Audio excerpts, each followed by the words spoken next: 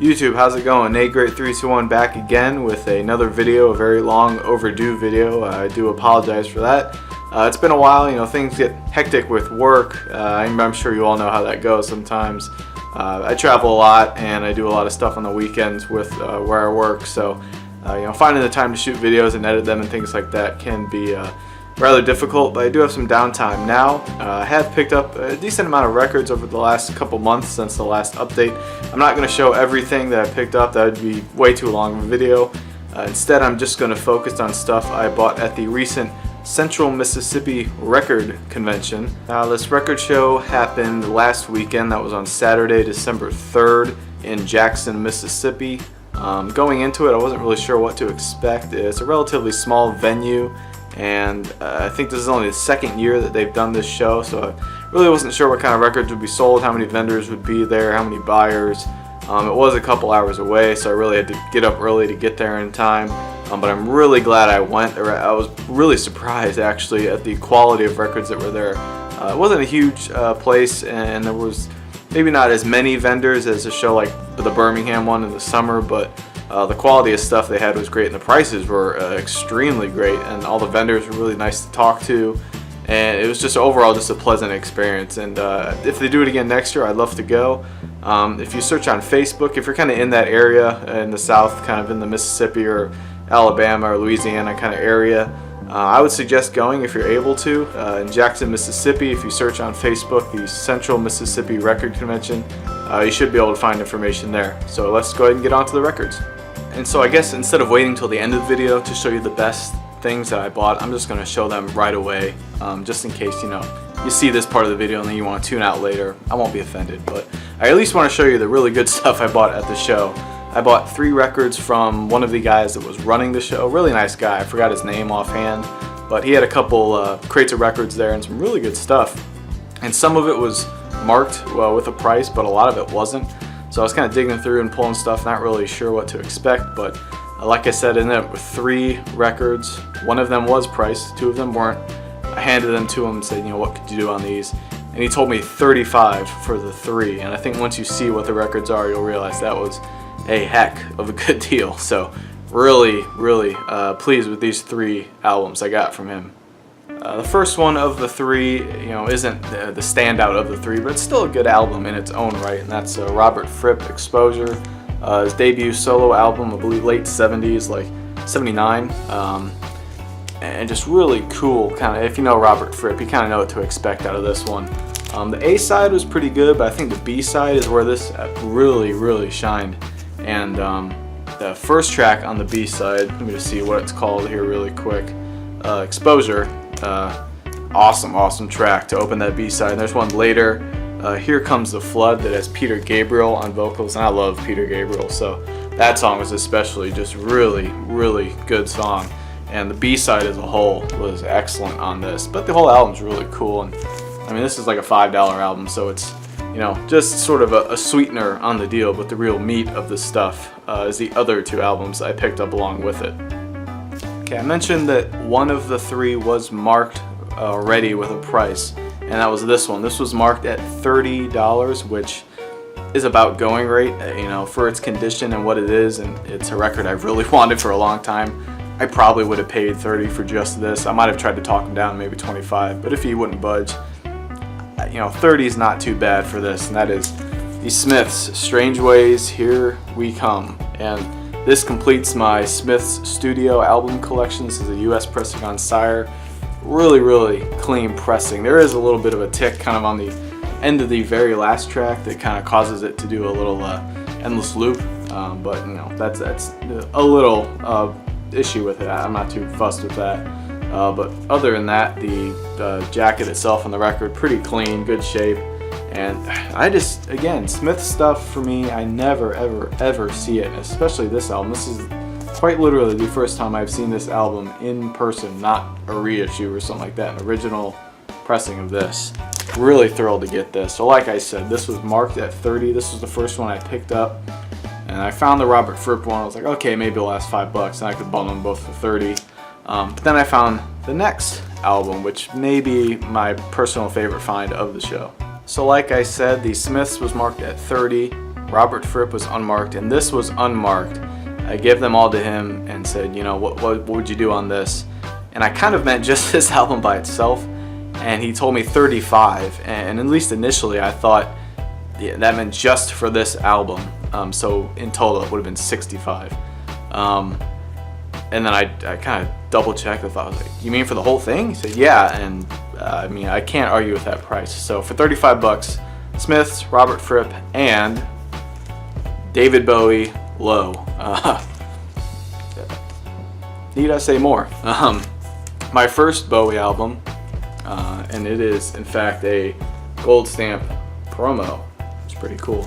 Jacket's not in the best shape, but the vinyl itself is pretty clean. I call it VG Plus, borderline, kind of near mint minus or something like that. Excellent album. You know, I've listened to Bowie stuff before, obviously. I just never owned any of it on vinyl. And if I had to lean towards one kind of era, the Berlin era is kind of what I really enjoy. The Eno stuff, kind of the more, I don't know if you want to call it avant-garde or sort of experimental stuff, I really enjoy. Heroes is the album I really want. That's kind of on the top of the list. But yeah, I'm not going to argue with a good copy of Low bundled with the Smiths and Robert Fripp, all total for 35 bucks. So super psyched to get this, and just a really cool album. The A side and the B side are completely different albums to me, but it's a really enjoyable listen. I want to give this another spin or two and just really absorb it, but at least the first listen, really enjoyed this album, and really psyched to get this with those other two for 35 bucks. And, you know, those are some of the last things I picked up at the show, so it sort of capped off the show for me on a really positive note. But it's not the only good stuff I got, so I got more stuff coming along in this video as well.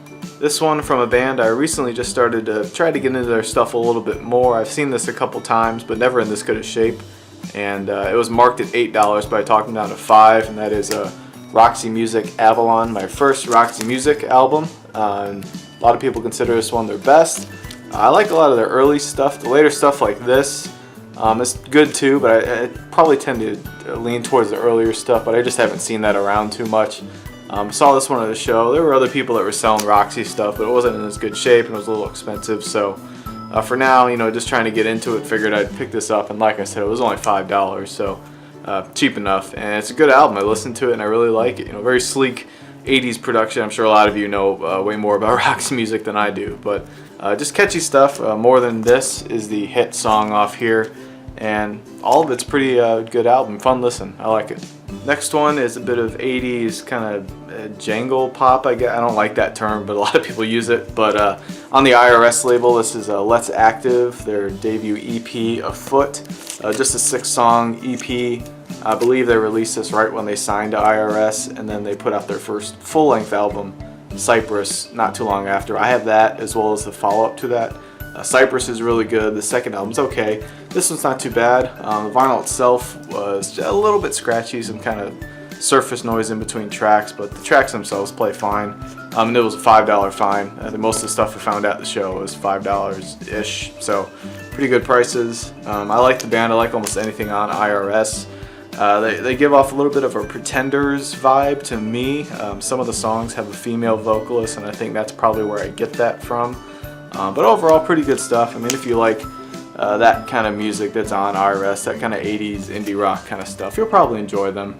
I would recommend their first full-length album over this, probably, if you had to pick one. But if you see this for cheap enough, you know, give it a shot if it's your thing. I enjoyed it for sure.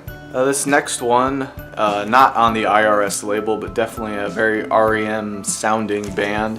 This is Guadalcanal Diary, and I believe the name of the album is Walking in the Shadow of the Big Man. I like that cover, just the kind of contrast with the image on the front with the red and orange and yellow there. That's just a neat kind of catchy cover. One of those ones that kind of been on the want list. You know, I'm not actively seeking out, but if I saw it, you know, I'd pick it up. And I think I saw it at a local record store for like 12 bucks a while ago, and I kind of thought about it, and I figured that was probably a little too much for it, so I passed on it. Ended up finding this for $5 at the show. It is corner cut, but I don't really care about that. Definitely REM light to me. They really sound like REM, but maybe not quite as memorable. Just it's okay, I guess, kind of passable stuff, but not too bad. It's on this record label I've never heard of. It's called DB Rex. And it's this kind of pinkish purple, and you can see the A side to my record is like bubbling up. But it doesn't. The record itself is fine. It's not damaged or anything. The B side is a little more normal. Get a look at the label there. So just kind of an interesting label I'd never seen before. But yeah, I think they only put out a couple albums. They were kind of I don't know if they were Atlanta or Athens or what part of Georgia. I think they were part of that sort of wave of 80s Georgia, kind of indie rock bands like that. So if you're into that, check them out. They're okay. But you can probably find that album for pretty cheap. So it's worth it if you get it for maybe like $5 or less. One for the U2 collection. This is the Unforgettable Fire. And continuing the trend, this was also $5. I think it was marked $6. I just talked the seller down to an even $5 and he said sure. In good shape. I'm not a huge U2 fan. I mean, they're good and I respect what they did in the 80s, but they're a band that I'm not really actively seeking out, but if I find it for cheap, I'll go ahead and add it. I think this is my third U2 record, but pretty good. Has In the Name of Love is probably the standout sort of well-known track on here, but overall, not too bad. I mean, if you like U2, you probably already own that, but if you don't, I don't know if I would recommend that being the first one you get. It's pretty good, but overall I think stuff like Joshua Tree or Octung Baby is probably more what I would say maybe get into if you're just starting with U2. But decent add to the collection, especially for $5. This is a record I've had on CD for a while, but just only found it on vinyl for the first time at this record show. That is Crowded House, self-titled first album. Not too bad. I mean, it's just kind of 80s, sort of, I almost hesitate to call it rock, really. It's just kind of poppy, interesting 80s music, I guess. Don't Dream It's Over is the one on here, so a little bit of 80s filler for the collection, but it was in really good shape. I think it was $5.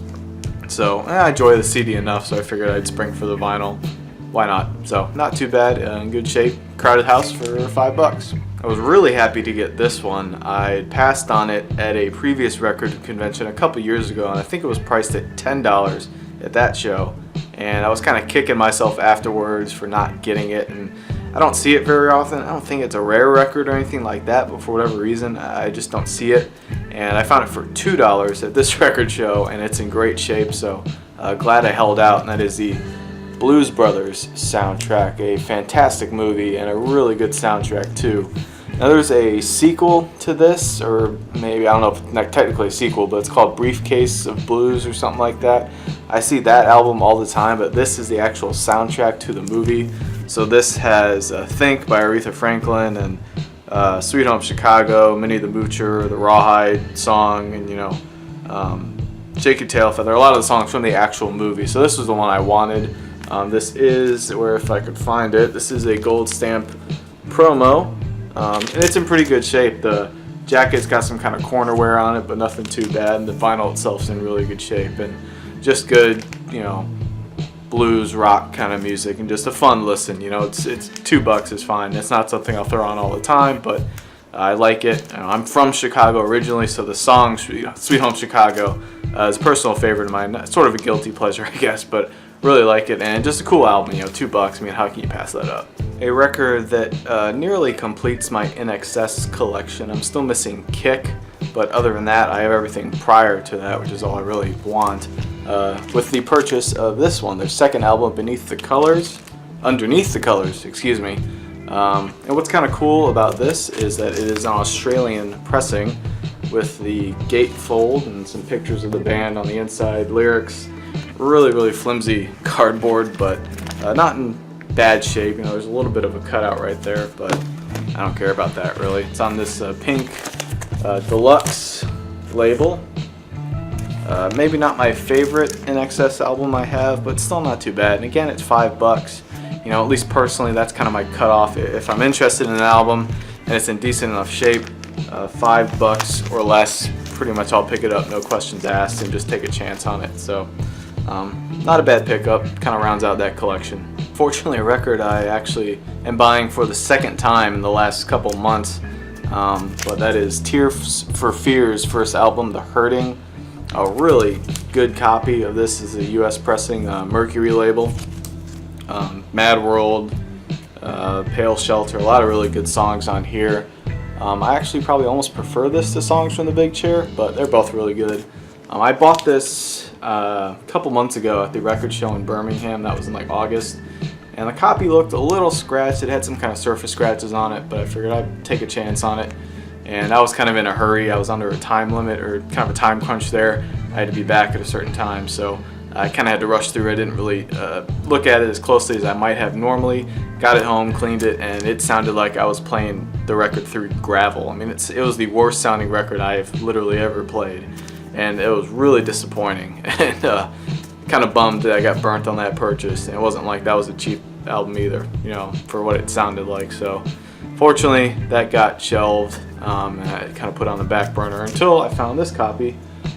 This one was about the same, if not more, than I paid in Birmingham, which is frustrating. But I wanted a clean copy of this really badly, and I just don't see it. I don't know why, but really never see this album of theirs at all. And couldn't really talk the seller down too much. That was really the only one that wouldn't work very much with me. But figured what the heck, and I ended up getting a really clean copy. So all things considered, finally got the record, although unfortunately I had to buy it twice. But really enjoy it, really good record, and glad to finally have it. This one was, I think, less than $5. I bundled it with the Tears for Fears one, so I'm not sure exactly how the math worked out, but Andy Summers, this one is called Mysterious Barricades. I want to say this was late 80s, like 87 or something like that, 88. It's the guitarist from The Police, in case you're not aware of Andy Summers. That's him on the back. Wasn't really sure what to expect with this. I have another album he did with Robert Fripp, and that one's really good. I like that one a lot. So I was expecting kind of guitar based, just kind of jammy type stuff. I really didn't know, you know, maybe sounded like The Police. This was a lot more ambient than I expected. It's not a bad thing necessarily, but I like a lot of sort of ambient electronic stuff, Vangelis or Jean-Michel Jarre, things like that. I really like that kind of music, but this to me, it sounds weird saying it about an ambient album, but this was a little boring, a little drony at times, and maybe I just wasn't in the right mood for it, but I wasn't all that impressed with this. It was okay, and I bought it cheap enough, so I mean, for now, it'll stay in the collection. Forgot to mention a gold stamp promo. Maybe give it another listen at some point, you know, maybe late at night with headphones on or something like that. It'll be a little better, but overall, I guess not too bad, but not too great. Okay pickup. So that's my haul from the Central Mississippi Record Convention. All told, it's 12 albums for around $80-ish, something like that. So if you do the math, and that 80 includes the $5 entry fee actually. So if you do the math, it's like $6 to $7 a record, which isn't too bad in my opinion, especially with the Bowie and Smith stuff in there. That's incredible stuff. But all in all, very pleased with the stuff I got. A really great record convention. I encourage you, if you're in the area next year, try to go and support these guys. They're really good people. If I can get the time to go, I'm definitely going to go again, for sure. But thanks for watching. Really appreciate it. If you're not subscribed already, please do. Click the like button. Comment. You know, I like talking with you guys and things like that. So for now, NateGreat321, signing out.